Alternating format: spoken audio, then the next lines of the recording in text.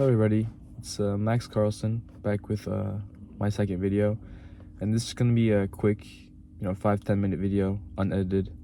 I just wanted to talk about like cars and how they kill wealth in your youth. So right now I'm in my 2007 Toyota Prius. I bought this car beginning of my freshman year of college, and the way I got it was actually for like 1 week full straight. I would drop my dad off to work, get his car, do Grubhub, DoorDash, Uber Eats, that food delivery stuff. And like I said, I drop him off to work. He'd find a way home, like after work, either my mom, my sister, or some coworker. But I would keep working till like 11, 12, 1 a.m., 2 a.m. sometimes, because that's like the peak times. And for 1 week I did that, and I got this car.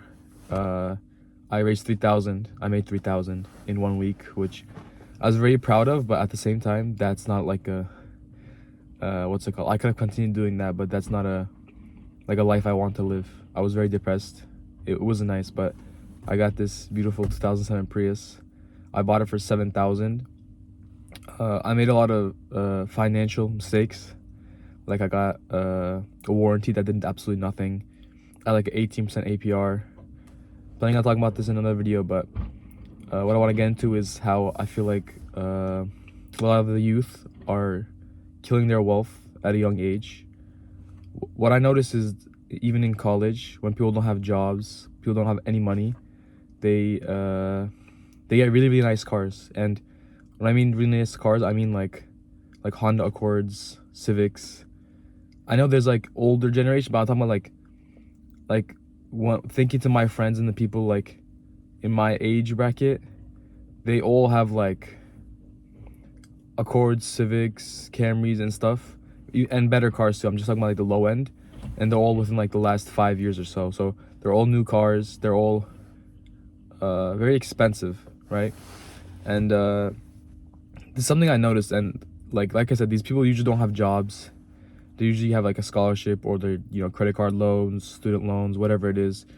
And I just feel like, I don't know, like society maybe, or like the car companies, like cars have become so like a part of your personality, a part of who you are in America especially.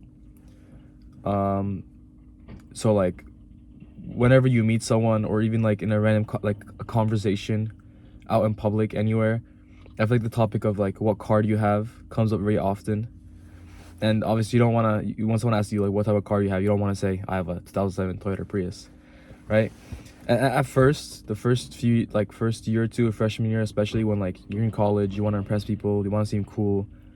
I was like very embarrassed, I guess. But like as the years went on, as I learned more about like finance and wealth, I stopped caring about that. And like I kind of turned it into like, what's it called? It became a pride for me, because like it's all about mindset. And like I like really like to what's the word? Just like randomly talk, like switch topics and stuff. But it's really like a matter of mindset, because like you could look and see my car, be like, oh damn, like he's broke, he don't got money. But like thankfully, like I paid it off within a year, right? And then like I look at my friends, and like for example, let's say a kid has like one of my friends bought a brand new Tesla, right? And like I know he's not making money like that. So instead of like looking at him and being like, damn, he got a Tesla, like he's so cool, he must be making bread. Instead, like I switched my mindset to whatchamacallit. I switched my mindset to, oh damn, like he has like a $700-800 monthly payment plus insurance, and he's a young driver as well, so insurance can be really high. So I just feel like instead of spending that much money on cars, they could be investing it. They could be putting in the stock market. After all, like time in the stock market is what ultimately matters. You can make 10% every year, or 12, 14, whatever, like how much percent you make in a year. But the longer you are in the market, the more profit you usually make, the more returns you usually have, because you're in the market longer, and the market continuously goes up, it goes down and up, etc. But ultimately ends up going up if you choose high quality stocks and companies. But I just feel like I kind of like the European way of cars. It's like you go from point A to point B. You know, that's the whole point of a car.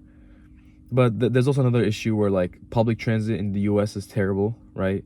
Like in Europe, you could just use public transit and then like have like a small car on the side for whenever you want to go, like do something specific, I guess.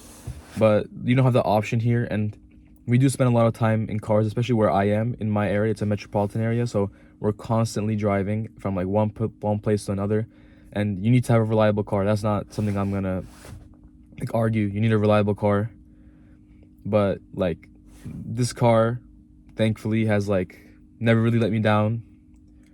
It's reliable. It has really good gas mileage. The only thing is it looks really bad. But like I said, I'm a student. I'm not trying to impress anyone. I'd rather be financially well off than